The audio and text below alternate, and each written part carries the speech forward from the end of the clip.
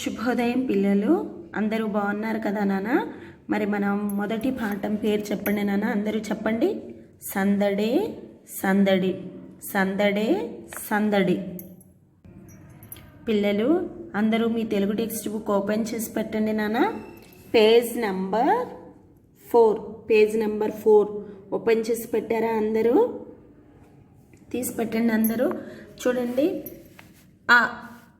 Roman ఆ. కింది వాక్యాలను గేయంలో గుర్తించండి. కింది వాక్యాలను గేయంలో గుర్తించండి.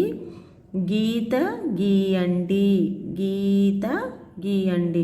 చూడండి, ఇక్కడ ఈ వాక్యాలు గేయంలో మనకు అక్కడ ఇచ్చారు కదా, సందడే సందడి గేయం ఉంది కదా. ఆ గేయంలో ఇక్కడ కింద ఇచ్చిన ఈ 4 వాక్యాలని మనం గుర్తించి ఆ కింద గీత గీయాలన్నమాట. చూడండి, ఫస్ట్ వాక్యం ఏముంది?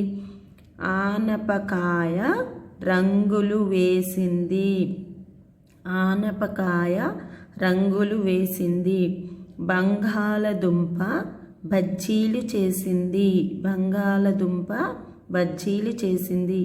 పనసపండు పూలు పెట్టింది. పనసపండు పూలు పెట్టింది. ఉల్లిపాయ ఊరేగించింది. ఉల్లిపాయ ఊరేగించింది. ఫస్ట్ వాక్యం ఏంటన్నా? ఆనపకాయ రంగులు వేసింది. ఇది మన గేయం కదా నాన్న. చూడండి, ఫస్ట్ వాక్యం ఏంటి? ఆనపకాయ రంగులు వేసింది. సో ఈ వాక్యం కింద మనం ఇలాగా గీత గీయాలి. ఓకే, ఆనపకాయ రంగులు వేసింది. చూడండి, సెకండ్ వాక్యం ఏముంది? రెండవ వాక్యము బంగాళదుంప బజ్జీలు చేసింది. బంగాళదుంప బజ్జీలు చేసింది. ఎవరు నాన్న బజ్జీలు చేసింది? ఎవరు? చూడండి, ఎవరు బజ్జీలు చేసింది? బంగాళదుంప బజ్జీలు చేసింది.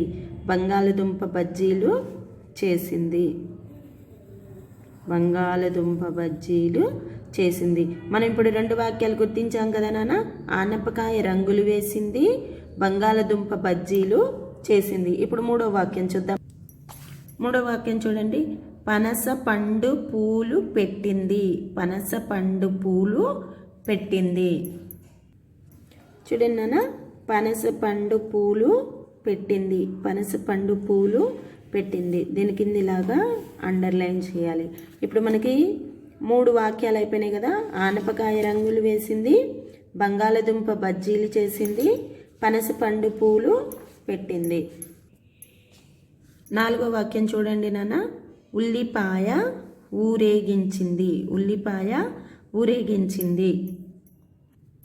ఉల్లిపాయ ఊరేగించింది. ఈ గేయంలో మనము గుర్తించి అండర్లైన్ చేస్తున్నాం. ఉల్లిపాయ ఊరేగించింది. 4 వాక్యాలు చూద్దాం ఒకసారి. ఆనపకాయ రంగులు వేసింది, బంగాళదుంప బజ్జీలు చేసింది, పనసపండు పూలు పెట్టింది, ఉల్లిపాయ ఊరేగించింది. ఓకే పిల్లలు, మీకు అందరికీ అర్థమైంది కదా. ధన్యవాదాలు. ఇంట్లోనే ఉండండి, సురక్షితంగా ఉండండి.